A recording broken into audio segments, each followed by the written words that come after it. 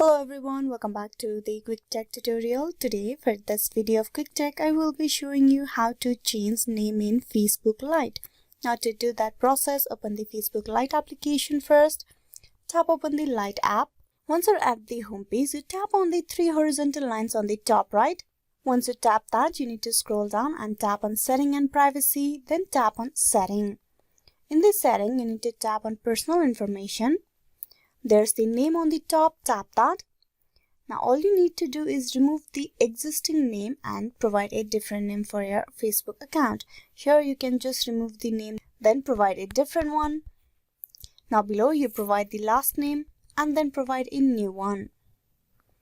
Then tap on Review Changes. So when you do this change, you won't be able to change your name within the next 60 days. Only then after 60 days you will be able to provide a different name on your Facebook account.